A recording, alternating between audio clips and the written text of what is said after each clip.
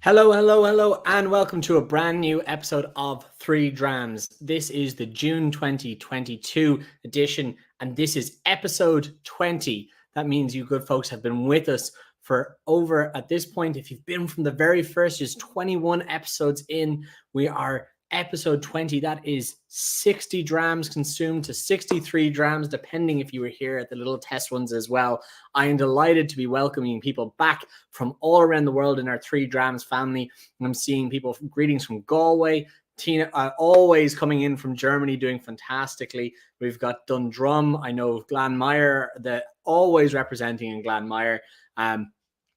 We have Kevin in Germany coming in as well. Matt, the whiskey nerd, joining us from Dublin as well. Absolutely fantastic to see people back with us this month for a fantastic 20th episode. We're going to do a few cool things as we go along this evening. But I want to say a very big thank you, of course, as always, to the O'Donovan brothers and the team from Irish Malts who produce 3 Drams and get all of these kits all around the world. Not only that, they wrangle all the producers, get some of the best spirits out of them as well for you to taste at home.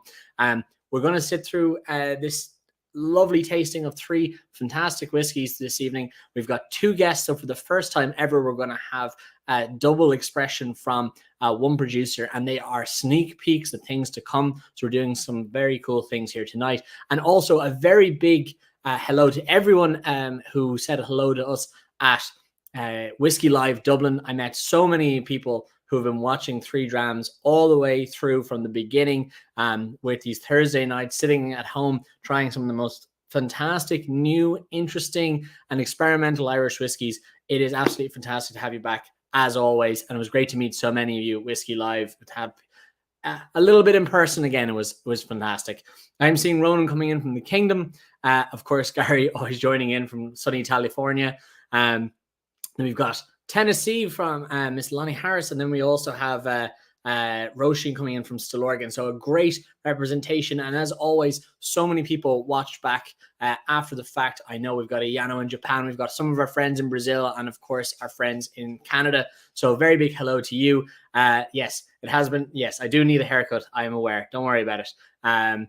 But it is time to put the slagging aside, because we're going to introduce our first guest, who's a returning guest. We had an absolutely fantastic time the first time having him on the show. There's Conor HYDE, founder, whiskey man extraordinaire, and as he said himself, everything to do with the brand, from finance all the way down to bottle washing. It is Conor HYDE, founder of HYDE Whiskey. Welcome to the show, Conor. How are you doing? Thanks, Matt. Yeah, and as I said earlier, I'm probably chief cook and bottle washer. When you're a small company like us, you end up doing everything really, from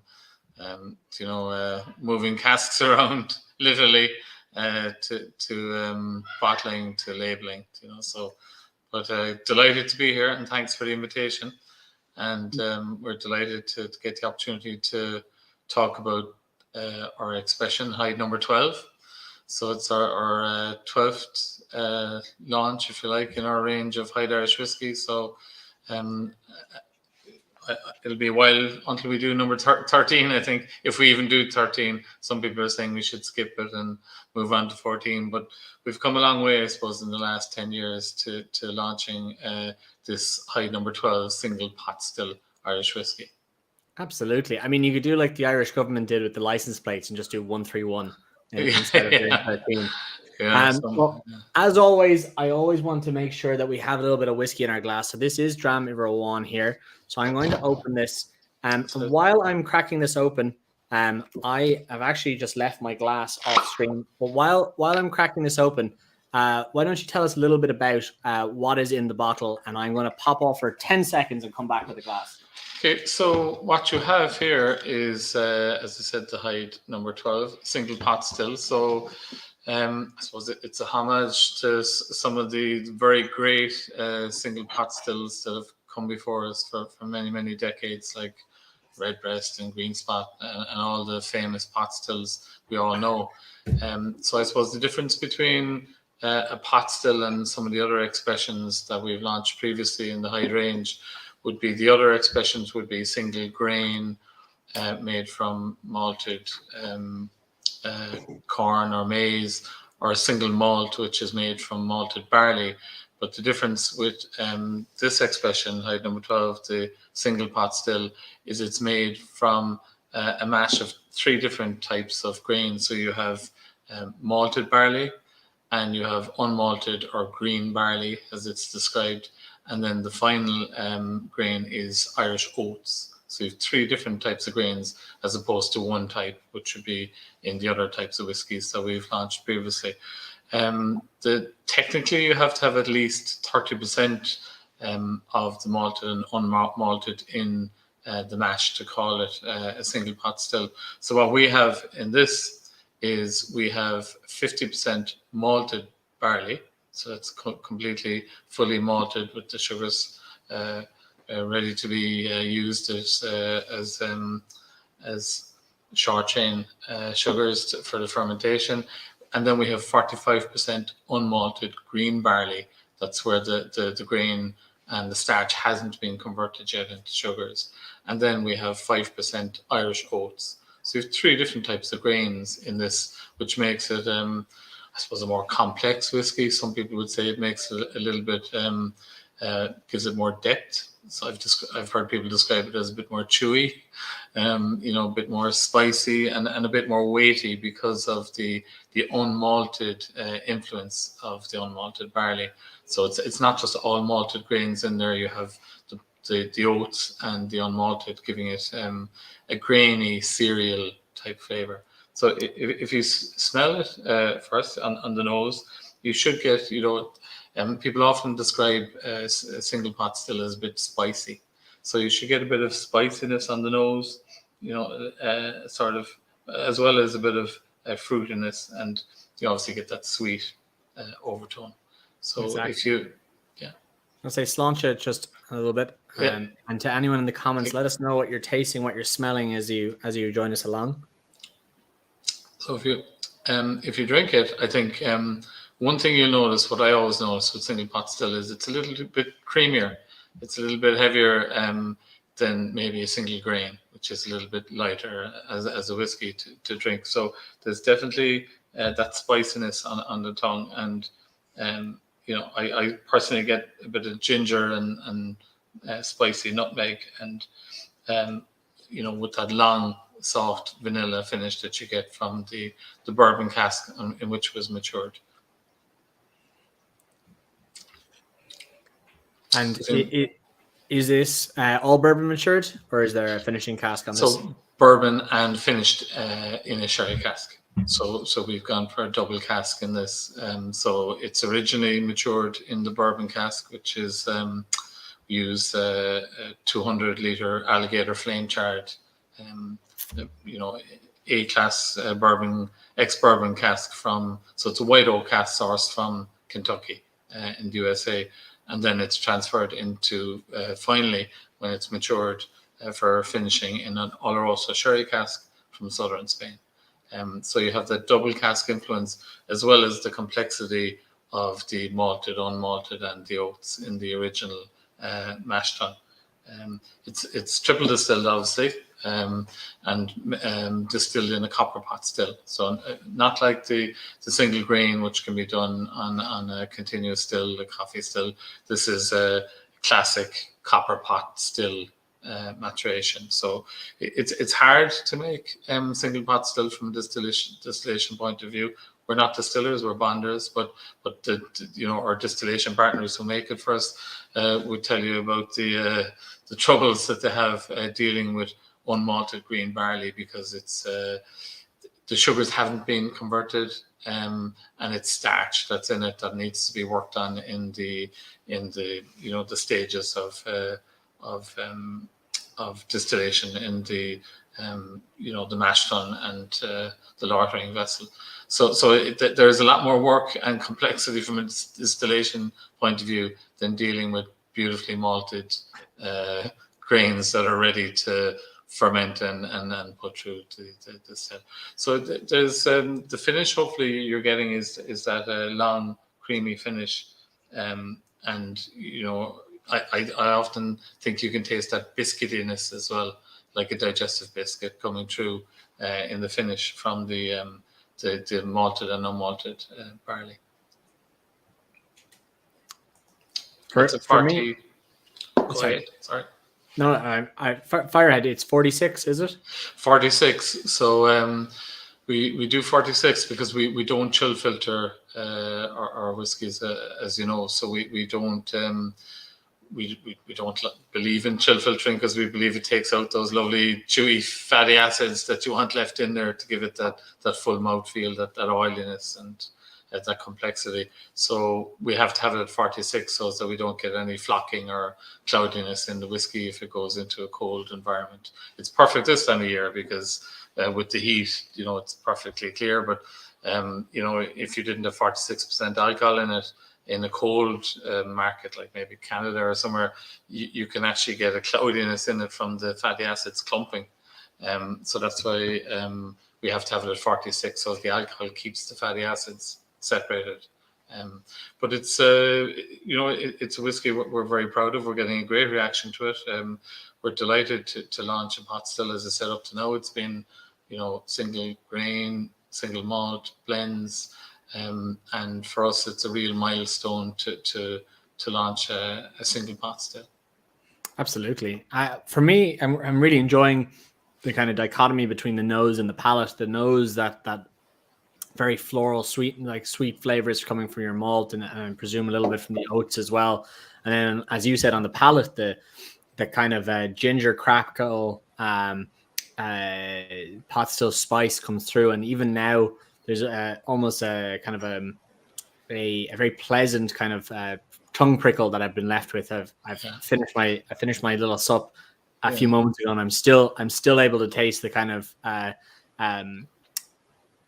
crackling long finish from it. It's very enjoyable. Yeah, it's a nice spiciness. Yeah, I like it. And I love that weighty texture and the grainy cereal biscuity flavor that comes through from the malt, which is it's just all around a lot more complex whiskey with more depth than you'll get from maybe some single grains. So that's why I'm hoping it'll be well received by everybody out there in the whiskey community. Exactly. And is this going to be available around the world, or is this a limited edition? Is it a core range? Yeah, so no, it's we do limited edition per batch. So as you can see in every bottle, we have how many bottles are produced, and we have full traceability back to the cask. But it is available around the world. As a brand, HYDE is now in about 55 different countries around the world, and growing. So but the pot still would be in about 10 markets so far, and we're hoping to get it into more over the next year. I'm going to ask you two markets. Will it be in Ireland? And Tina is going to make me ask, is it in Germany?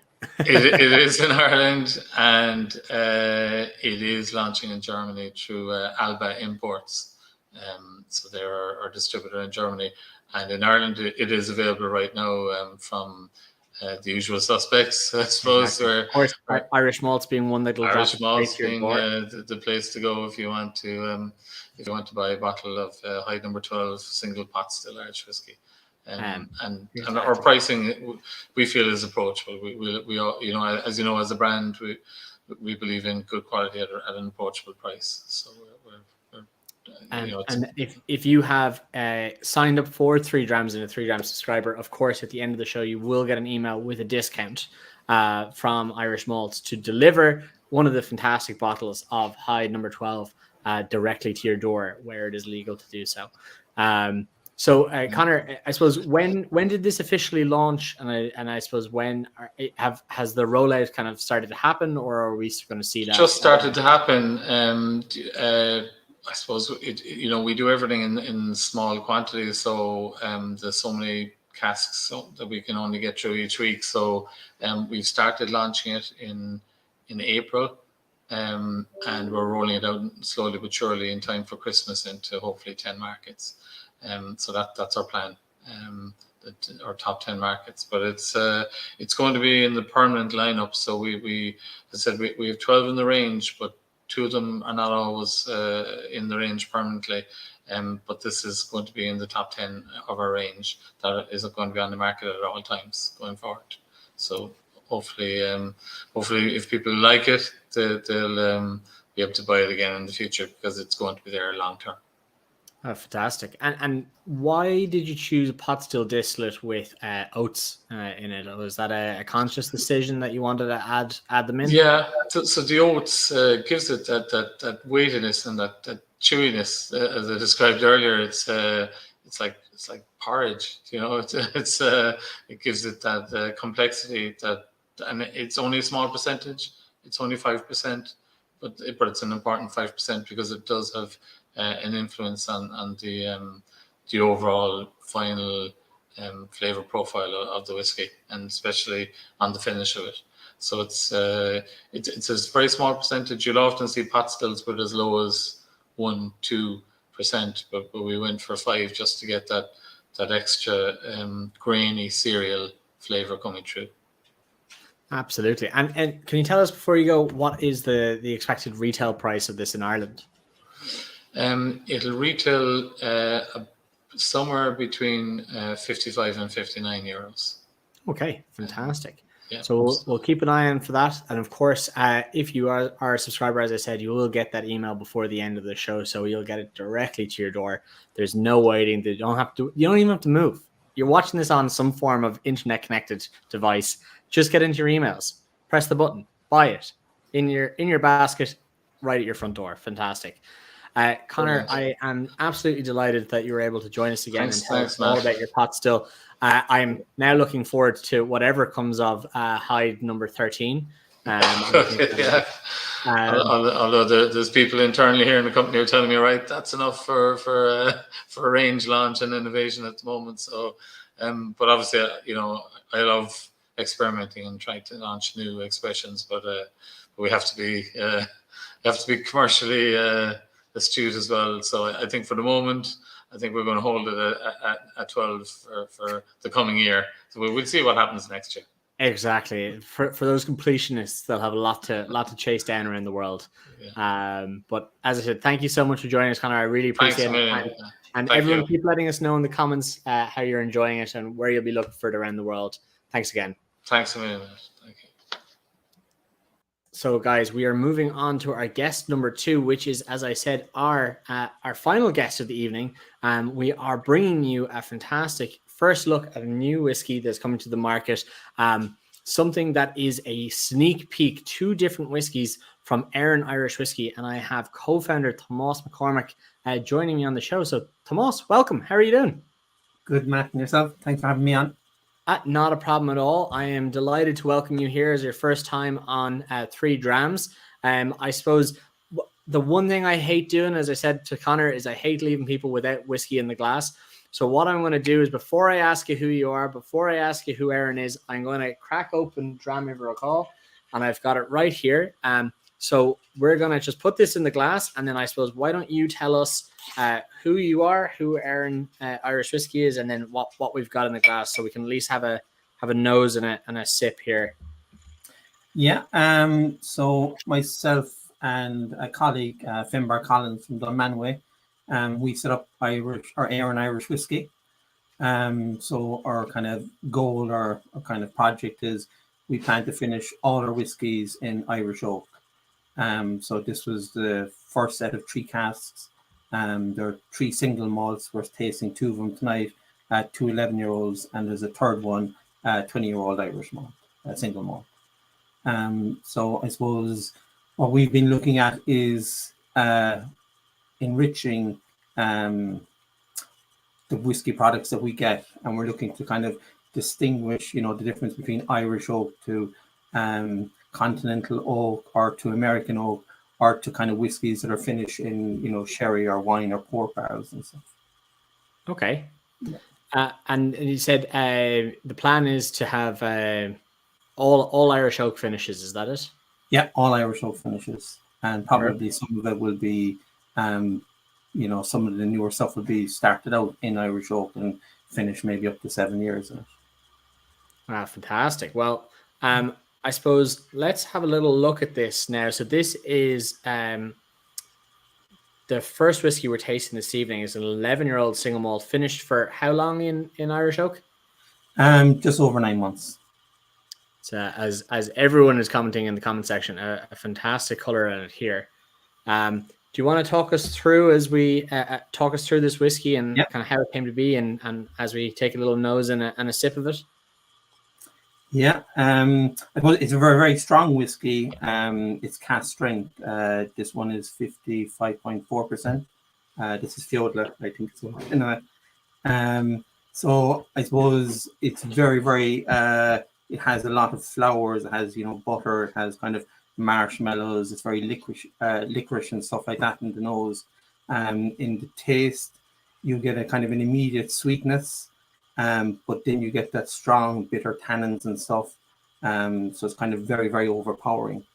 But kind of, it has that beautiful tingly finish to it, which kind of, there's a warmth to it, but it's kind of the perfect warmth, and it's the perfect kind of way it seeks down into the body. Perfect. Well, I'm going to say sláinte, or budmo to some of our Ukrainian friends that are watching. Have a little sip.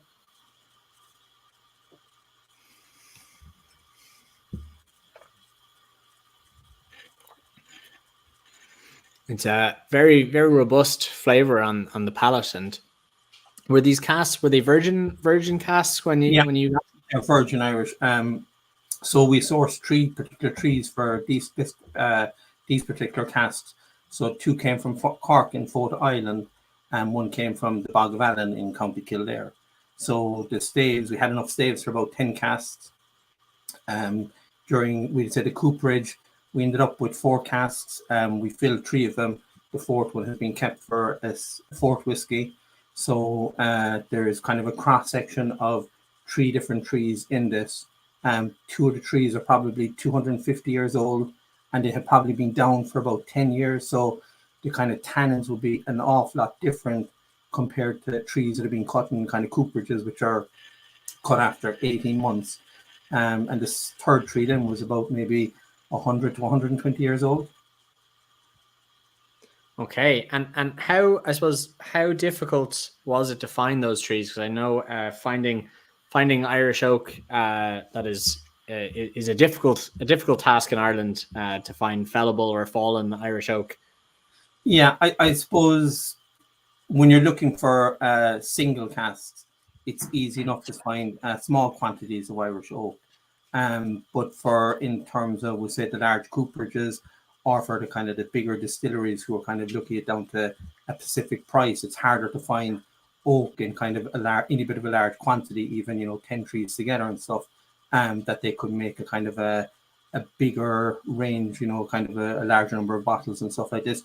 So I mean, we would probably produce every bottle as a single cask. Okay, so rather than kind of core ranges or vattings, it'll be in its own experience.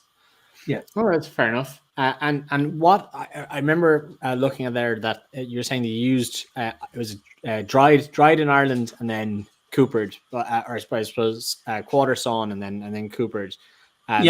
We did everything ourselves. So we milled it and we dried it. And I suppose what's kind of very distinct from that is when you cut a tree, you can actually smell the aroma of the tree and stuff like that. And we dried it during the hot summer, and I tell people we sweated the timber for a period, and we sweated it in between ash, beech, elm, and some walnut. And when you sweat timber, it kind of really pulls out the tannins in the warm weather, so you can actually get the taste of the whiskey prior to actually put it in the barrel and stuff like that. So you can kind of, for a lot of the timbers, I mean, one of the trees we've got recently now, you can probably taste the whiskey before you ever put the younger whiskey into it and stuff. And I suppose that kind of introduces 2 things with Irish oak. Is one, when you're cutting it, you can kind of get a sense of what the whiskey will kind of smell or potentially taste like. And the second one is kind of flavors are not as strong. You're probably going to leave them for longer maturation, so the compounds and stuff like that will kind of chemically react with the whiskey, and probably produce a whiskey over long term. And are you are you, I suppose, from your own background, are you involved in the lumber industry, or are you just very knowledgeable on timber and have your own cutting tools for sawing timber? I thought, I kind of grew up in the construction. So my father would have been a carpenter, so I kind of grown up probably working with timber. But I suppose my interest was kind of in the folklore of trees and stuff like that. And so, I mean, what I'm looking for then is, I suppose what's very, very distinct about Ireland is, you have 150,000 townlands. So you will find trees that are often associated with townland, with kind of ancient forests and stuff like that, that might even have a history attached to them. So like one of the trees we picked up recently was known as the fairy tree of Rathcoole. So, you will find trees like that. As I said, the tree from the Bog of Allen likely came from, there was a kind of a forest that had been growing around there of cherry. I think it was the second tree that was kind of growing there. But, you'd actually probably source trees that have kind of a history to them, or kind of like, even in Ireland, I suppose there's about 2,000 ancient woodlands. You'll find them in places like Glengarriff and Killarney and stuff like that. So we would kind of source trees for them and see the kind of difference in all the different trees across the country. Very good. I mean, a very interesting place to take the journey of the whiskey, and also having an 11-year-old and as you said, on the way a 20-year-old. Their single malts are very difficult whiskeys to find, so very interesting ways to personalize them and work with them yourself. When looking at these two single casks, I know what Banba is, but I don't know the meaning of the name of this whiskey. And I've had it's actually spelled wrong. So our three whiskies are Banba, Fodhla, and Éirinn. And they would have been the three goddesses of Irish sovereignty. So going back in kind of, to the folklore about 2,500, maybe 3,000 years ago, Éirinn is associated with kind of a drink of sovereignty, which was more than likely the original whiskey before Ishka came on the scene. It was known as Dergliach, and she used to kind of distribute it up in the Hill of Tara, the future king. So there is one folklore story associated with Conor the 100 Battles, where Lu, who would be the sun god, came with Éirinn, and they kind of brought in Con and the druids and the poets and stuff like that, and they basically brought out this whiskey to them, which was called Dergliach, and basically it kind of, I suppose, it was a kind of a custom right throughout Europe in the Germanics and the Celts and stuff like that, was you would have a woman who would be a cupbearer, who would be kind of naming future kings and kind of issuing statements on behalf of the king. The king wasn't willing to sing, stuff like that. So three names came up, Éirinn, Banba, and Fodhla. There we go. Perfect. Well, why don't we move on to dram number 3? So we've got our Banba here. So this is 55.8% alcohol.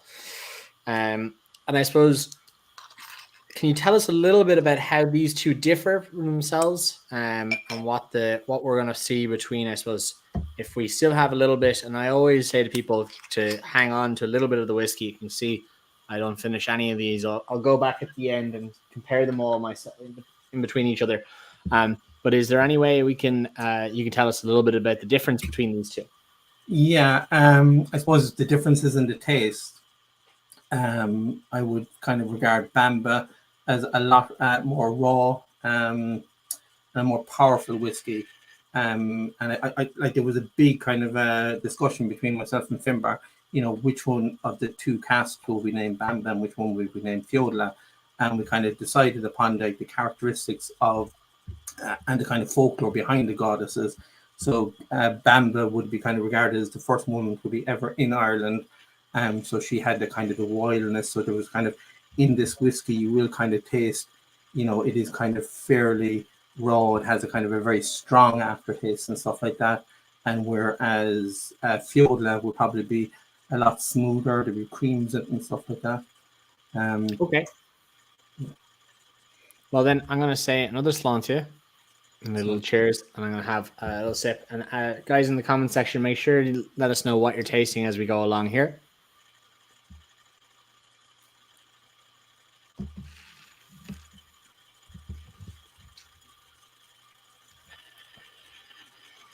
Yeah, you will get the strong tingly sensation from both of these whiskies. This is, I mean, for me on the palate, it's very interesting because it's less of that wood tannin, but far more of kind of a herbal spice. You're getting more into kind of like almost a treacle, maybe not a treacle, but like a dark sugar burnt, like kind of dark caramel sweets. Pardon me. I'm finding this very interesting. A very big difference between the two of these. Very interesting, but a lot of very pleasant flavors both on the nose and on the palate. Yeah, you'll notice probably Fodhla has in the taste, it definitely is a lot sweeter in the first few seconds before it kind of comes very strong and overpowering. Where I suppose it's for Banba, there's a kind of a probably more floral thing in the kind of nose of it. And absolutely. So I suppose this is our sneak peek whiskies for episode 20, and it's fantastic that everyone has been with us for all this time, 21 months at this point, and still going strong. So we're having a sneak peek. So these whiskies aren't available yet, but they will be. So why don't you tell us a little bit about, I suppose, what Éirinn Irish whiskey is and when you expect to see these on the shelves? They'll be available exclusively through Irish malls, and both Banba and Fodhla will be available in about 2 weeks' time. So I suppose one of the delays that we found in actually bringing this to market was in terms of packaging. So we found that nobody in Ireland or hardly even in Europe produces packaging. Everything came from Asia, and there was probably a 6 to 9 month turnaround in terms of packaging and boxes and stuff like that. So we kind of made a decision. We had a lot of excess oak from cutting staves, so we decided we'd make our own oak boxes for them ourselves. So they're Irish made and they're handmade in Cork here. So I suppose that was the slight delay in the rollout of the whiskies. But I mean, you get a kind of a more rich product because you're getting the oak kind of boxes in which the whiskey has been matured. So that's it. They come from the literal trees that you turn into cat. Absolutely phenomenal. I mean, talk about that kind of not only circular economy, not reusing, recycling, but also the fact that you have that touch point with the physical tree that finished the whiskey in as well. And I suppose for the brand, one thing you did raise earlier, I suppose, you said the accessibility of oak in Ireland. I give you an example. I suppose about 6 months ago, we purchased 6 oak trees, and by the time we had them milled, only one of those trees was suitable for making the staves. So there is a large quantity of excess oak, which you can either resell on, but if you cut it into staves in the first place, it makes it difficult to kind of resell it. So that's possibly why it is why we kind of decided that we'd make our own boxes as well. Yeah, exactly. Well, waste not, want not, and a fantastic touch point as well. So it'll be available in Irish malts. And I do apologize. My dog keeps bringing me a ball, which keeps hitting me with it.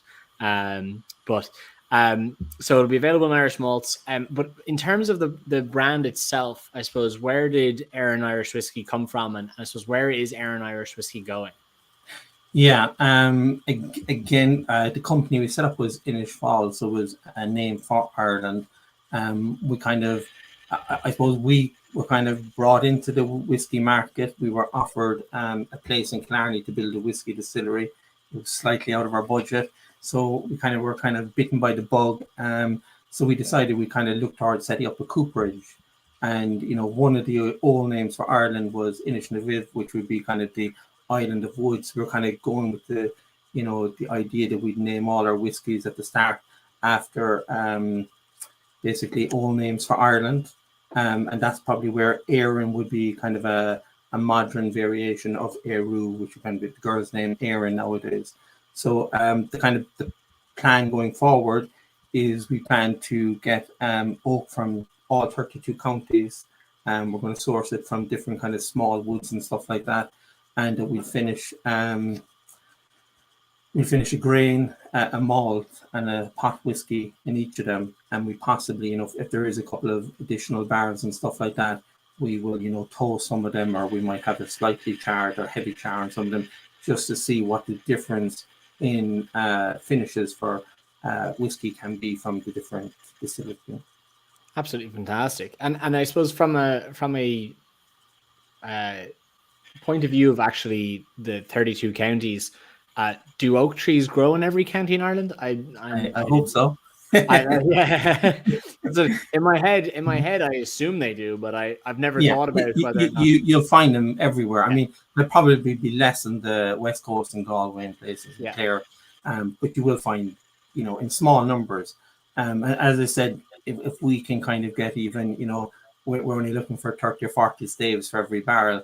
And if we could not get that from one of the counties, we'd probably look at, adding, different heads and tails to it, like on the base, something like holly or something, or, something that would kind of bring a new kind of a flavor into whiskey. Absolutely. We do have one tree or one barrel, which probably will come out in the next year or two. We do have a walnut barrel that actually came from the Battle of the Boyne site that King Billy was supposed to have had his horse tied to at the Battle of the Boyne. So, that should be an interesting whiskey in terms of there's a lot of strong tannins as well inside in walnut. Absolutely. I've dealt with walnut myself. I've matured a few casks of walnut, and they'll give you a very different flavor profile to oak. I see a lot of people who are very interested in this idea in the comment section, and I've seen a number of people who are asking on a guide price if there will be one for the upcoming release. Yeah, I suppose the guide price is probably about €300, and probably why it's that cost is the significant costs of making boxes in Ireland. Yeah. And they're going to be the 55.4 and 55.8. And are these whiskeys triple or double distilled? Is there any guidance? It'd be double distilled. Okay. Yeah. So we're very limited to where you can buy whiskey in Ireland. It's thanks to John Teeling that we have these. So I suppose he has been the pioneer in building the whiskey industry in Ireland, and what we see at the moment in terms of expansion of whiskey distilleries and different brands comes down to John Teeling.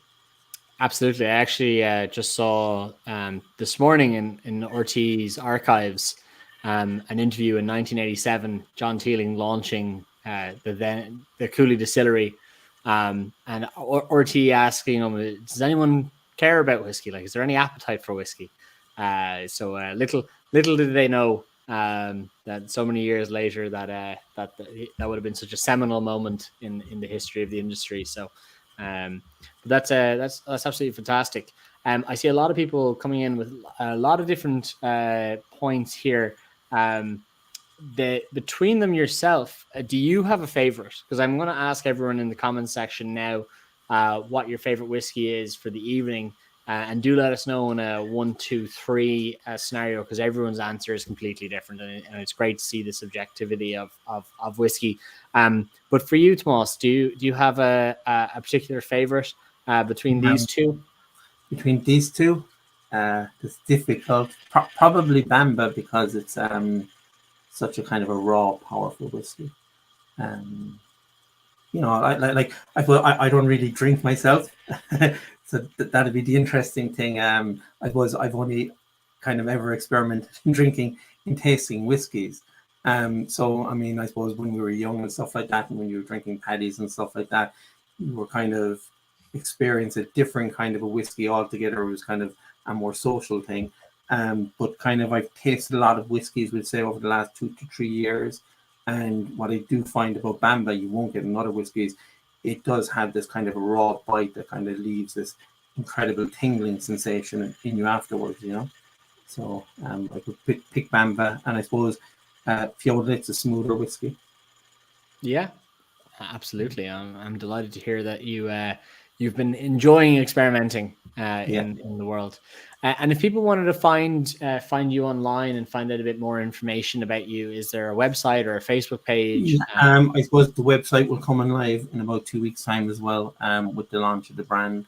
We do have a Facebook page. It has only been built at the moment, so people can find us on Facebook or just wait out and watch for Éirinn Irish Whiskey.